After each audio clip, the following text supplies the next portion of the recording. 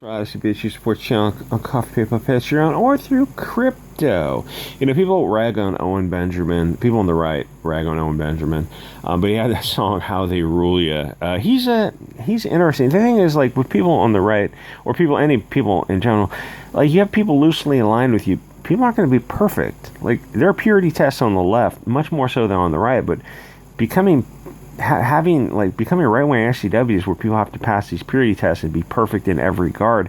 There's kind of a rule of thumb where if your coalition has to be broad enough to have people in it that you're uncomfortable with, but who are also roughly aligned with you, because otherwise you're not going to be broad enough to win. So it's just something to think about. Silicon Valley algorithm manipulation is the only thing keeping mainstream media alive. This is our time. We are the resistance now, and like it's not our time on YouTube for long. It's going to be Odysee and BitChute, but this is if you're interested, if you're on the right and you're interested, or if you're a libertarian, liberal, free thinker, you're pro-liberty. This is your time because you're the resistance now. There's this massive globalist takeover. It took 106 years, but they're finally doing it. Their time is now, or I guess if you can think of it, it's like it took over several thousand years, if you know what I'm talking about. So the algorithm is the only thing that's keeping the MSM alive. The algorithm manipulation performed by Silicon Valley is keeping the outdated dinosaur alive. It's how big tech operates. The emergence of the internet was met with hope and enthusiasm by people who understood that the plutocrat-controlled mainstream media were manipulating the public opinion to manufacture consent for the status quo. The democratization of information sharing was going to give rise to a public consciousness that is emancipated from the domination of plutocratic narrative control, thereby opening up the possibility of revolutionary change to society's corrupt system. Kind of some polysyllabic words are probably unnecessary, but if you parse what the statement is saying is you're going to get a lot of massively parallel information, avoiding like a hierarchy of a filter that's going through the mainstream media, and you go, well, there's multiple mainstream media platforms. Are there really? Because they're all controlled by like 5 companies. Have you ever seen, look at any mainstream media platform, and then look at alt media and the messages that are coming from alt media. When was the last time the mainstream media had somebody who was truly on the right, who was truly a nationalist, who was really representing something that was a new perspective from the accepted discourse? A Jared Taylor, a David Duke, Louis Farrakhan, and I'm not advocating or not advocating those people's viewpoints, but I'm saying the fact that those are far extremists, their viewpoints, and they represent millions of people. The fact that CNN isn't interviewing these people, all those people who've been drummed out of the mainstream. The fact that there's this black hole of representation. Those are bad people. Says who? Says the puppet masters who are controlling the filter. So this revolution in media never happened because powerful people don't give up power very easily. Internet use has become commonplace around the world, and humanity is able to network and share information like never before, yet we remain firmly under the thumb of the same power structures we've been ruled by for generations, both politically and psychologically. Yeah, there's a lot to washing off social conditioning. If there's ever a time to wash off, it's like getting in a fight, and it takes a split second for most people to start fighting. It doesn't take long, but it does take a split second to wash off that social conditioning and realize you're involved in something, some crazy person. You're surrounded by a coyote that has rabies, and you're gonna have to pull out your pocket knife and cut its guts out, which is some guy over the hill had to do the other night. He got attacked by a rabid coyote, and he had to pull out a pocket knife and cut its head off or disembowel it, and then go get rabies treatment. It's you're in a bad situation, you have to react. Washing out that social conditioning takes people time. Even the dominant media institutions are somehow still the same. So what went wrong? Nobody's buying newspapers anymore. Yeah, not for 20 years. And the audiences for television and radio are dwindling. How is it possible that those same imperialistic oligarchical institutions are still controlling the way most people think about their world? The answer is algorithmic manipulation.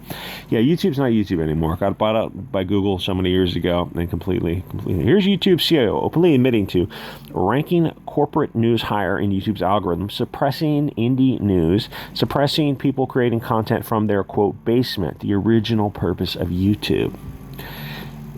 Susan says it's easier to make up content and post it from your basement. Yeah, well, it defeats the purpose of YouTube. Made up news, fake news from corporate media is allowed. Corporate media is no more valid or authentic. They manipulate scenes, i.e. material misrepresentation of the fact, and lie all the time. How many times do they have to be shown to be liars before you say, oh, we can't trust CNN, MSNBC, Fox? You can't trust them. If they've been shown repeatedly to be liars, I mean, you want to trust them, but you just can't. This is a low-trust America. America hasn't been high trust for decades. Last month, interview saw her, Susan Say, owned by Google, yes, discussing the way platforms use algorithms to elevate mainstream news outlets and suppress indie content. At the forum, she told Atlantic that while the platforms still allow arts and entertainment and videos an equal shot of going viral, the stuff that doesn't matter. You know, what is the jester supposed to do? It's supposed to speak truth to power to the king. And you're suppressing that truth. Oh, well, those are people who aren't as smart as CNN. Really? I'm not looking for smarts. I'm looking for truth. So they're allowing the things that don't matter, arts and entertainment, a chance of going viral and getting all the bread and circuses and getting paid for that. But important areas like news media, it artificially elevates authoritarian sources. Authoritarian sources are sources that magically reinforce our power structure. What we've done is really fine-tune our algorithms to be able to make sure that we're still giving the new creators the ability to be found when it comes to music or humor or something that doesn't matter. But we're dealing with news, we need to take a different approach. So it's not an unbiased platform. It's not a free platform of open marketplace of ideas. You're valuing one side over another. The thing is, there's really no way to do that. You have to let the ideas into the open marketplace, subject them to rebuttal and cross-examination, and let the people decide. Oh, no. You can't let the people decide. They're not trusted with their own decision-making abilities. And the thing is, there's some point to that where if you've been fed this steady diet of CNN, you've stopped thinking, and Fox, to be fair too, you've stopped thinking for yourself. Like, we've stopped thinking of ourselves. We're like, oh, I just want to turn on the TV and know the truth. It's like, well, neither one of those sources is trustworthy. They both have bills to pay, and they both are subject to purity tests and filtration. Those are not valid sources. They're sources with a bias. And what makes a bias even more nefarious is when a source won't admit their bias up front, which mainstream media won't do. It would be like an Irishman reporting on a situation that involved Irish people and not reporting his bias up front. We would say, oh, okay, obviously as an Irishman, I have some bias in this situation. It's like, that's all it takes, is to be upfront and honest about it. Mainstream media won't do that. In fact, they do things like they don't want archive sites tracking their news reports, because they change the reports all the time and don't give. If they were open and honest, they would archive their own stuff and say, like, yes, this is the first version of the report.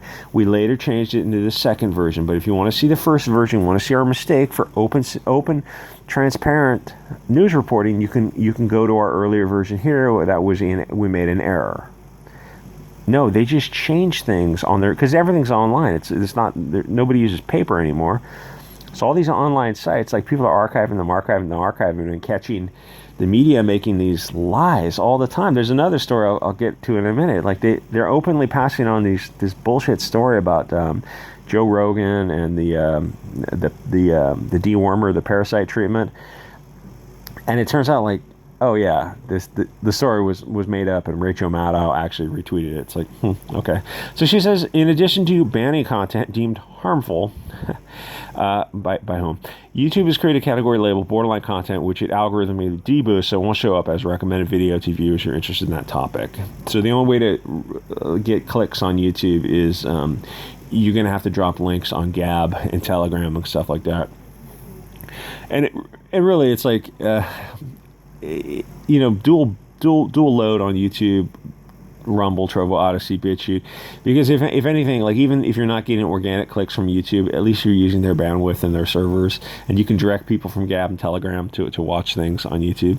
We deal with information. We want to make sure the sources that we're recommending are authoritarian news, medical science. Well, here's the thing with the medical science is you've got doctors who disagree with the narrative, and they're kicked off the mainstream media. So you're not saying do you agree with medical science because you have scientists disagreeing. You're saying you're agreeing with the narrative that your side has picked. And we also create a category for more borderline content where sometimes we'll see people looking at content that's lower quality and borderline. So we want to be careful about not over-recommending that. So that's content that stays on the platform but is not something we're going to recommend. And so our algorithms have definitely evolved in terms of, okay, so you're saying just YouTube is garbage.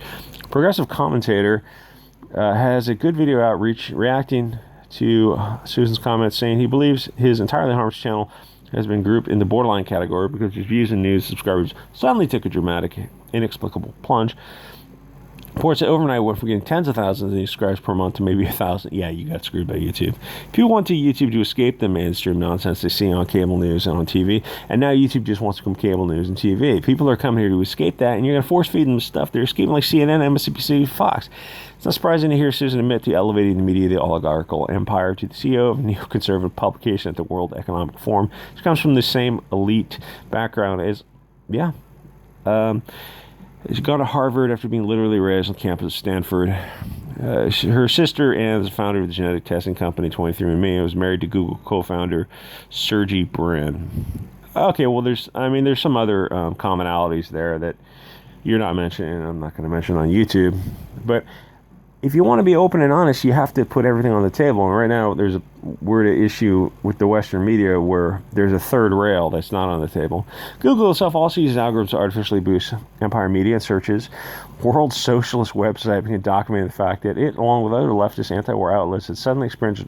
Here's the funny thing about the war hawks is like there's right and left, and then there's war hawks on the right and the left, and it mostly has to do with Israel and this kind of globalist push to use Israel wants wars in the Middle East, or at least the people who are pulling the strings in Israel wants more wars in the Middle East and the stands. I know it's not the Middle East, but called the Stani region, the Kekistan region, to create as much turmoil and chaos as possible. That forces immigrants out into Europe, Canada, America, Australia to destabilize and destroy those countries through demographic substitution and the removal of one group of high trust, high IQ people for substituting a different group of people. And it's like, oh, it's a far-right conspiracy theory.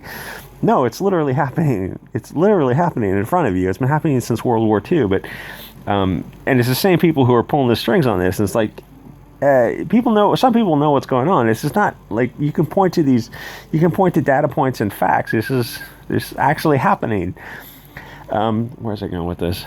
So these neocon left and right, it's like there's Israel and the unstable Middle Eastern regions create conflict, and it's like you move these people into the like Europe, America, and then because there's more I'll say malintent behavior by them, they use that as their justification to create a police state and remove liberties. It all kind of flows together. It sounds a little tinfoil hat, but then you can actually point to objective facts and you goes, okay, this event caused this event and this event caused this event. And is there some master planner who's predicting these events out in the future? It's difficult to predict the future, but if your goal is just committing chaos and then manipulating that chaos to further destabilize and destroy this European group of people, it's like, oh, well, yeah, it's actually happening. It's actually pretty easy to do. Anyway, I get a feeling this channel is not going to be on YouTube very long. Go to Odysee, BitChute, support me on crypto or coffee, PayPal, Patreon before I get kicked off those. And I'll see you guys on the next episode.